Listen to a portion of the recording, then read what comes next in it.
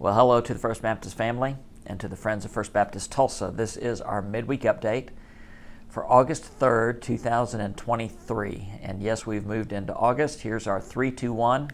And let's start with the three things I want you to know. And as I did last week, I'm going to cheat just a little bit because we're in the middle of our back-to-school giveaways at our partnership schools, and we have three more events that are coming up this week. So Thursday night, at Garfield Elementary from 5:30 to 8:30 is going to be our back-to-school giveaway. Especially if you live and work in the Sand Springs area, this would be a great opportunity for you to serve. And then on Saturday at Anderson Elementary in the morning from 9 to noon and Springdale Elementary from 2 to 5 are our two back-to-school events on Saturday. Let me encourage you parents, great opportunity to bring your kids and for them to experience and for you to model service. Great opportunity for community groups to serve together. And you can have as much or as little contact with people. If serving people that is kind of awkward for you, you can be a greeter at a door, you can help people check in, you can help distribute supplies, or you can shop with somebody. Every person who comes through, we shop with them. And I was at this event on Saturday at Union 6th and 7th Grade Center, and seeing kids smiling as they were leaving, it's great to see. And it's a very tangible, practical way that we can serve people in our community. So take advantage of those back-to-school events. You can register online, and all that information is on our app as well. Okay, so that's three things I want you to know. Two chapters in the Bible I would invite you to read, and this week it's Deuteronomy 8 and 9. Now, last week we talked about probably the most important chapter in the Older Testament that contains what's called the Shema, the Hear, O Israel, the Lord your God, the Lord is one. So that's that great command to love God, Deuteronomy 6, 4, and 5. Chapters 8 and 9 that you're going to read this week has another command, and it's a command that we don't pay attention to all that much. It's the command to remember, to put something in active memory, that something happened in the past that we need to think about in the present that affects the way we live. Okay, so if you would just hang on to that one idea of this command to remember. Chapter 8, God says, I want you to remember me. Remember all the years in the desert. Remember how I led you. Remember how I fed you. Remember how I gave you water. Remember my goodness. Now, as followers of Jesus, we can do that as well.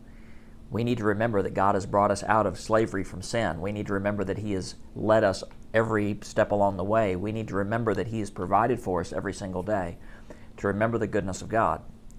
Chapter 9 is different. God invites the people to remember their own disobedience.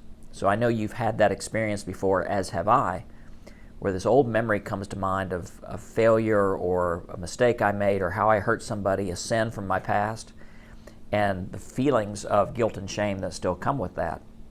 Actually, there's a way to take those memories and turn them around and use it as an opportunity for worship. God says, I want you to remember your greatest failures. And in fact, in chapter 9, it spells out that the failure of idolatry. Remember the golden calf, don't forget that. And remember your disobedience, that when you were called to go into the promised land 40 years earlier, you didn't move. So there's idolatry and disobedience. God says, I want you to remember these two things for a very specific reason, so that you remember my goodness to you is not because you deserve it. And my goodness to you, you're inheriting this land because of my grace. And I think that applies too as followers of Jesus, that when we remember those terrible things in our past, the things that we're ashamed of, that it's actually an opportunity for worship. It's a reminder to say, God doesn't love me because I'm perfect. He loves me because I'm forgiven and what has been accomplished for me on the cross of Jesus Christ. It is God's grace from beginning to end. So here's this interesting command to remember the goodness of God, remember the failures of self, and both are a reminder of God's grace over our lives. So I would encourage you, after you read these chapters, I would encourage you to sit down and have a time of personal reflection and personal worship. Write out those things. Remember the goodness of God to you, all the ways that He's blessed you.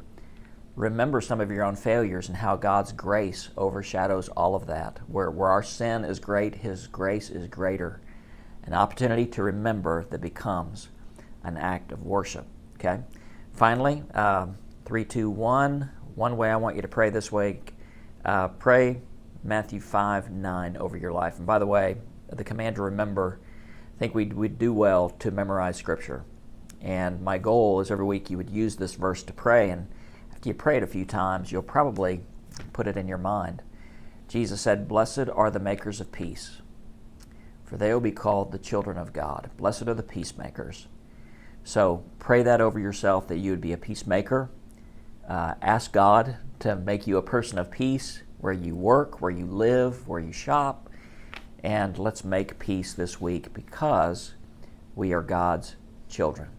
Love you, love being your pastor, and I'll see you soon. Bye-bye.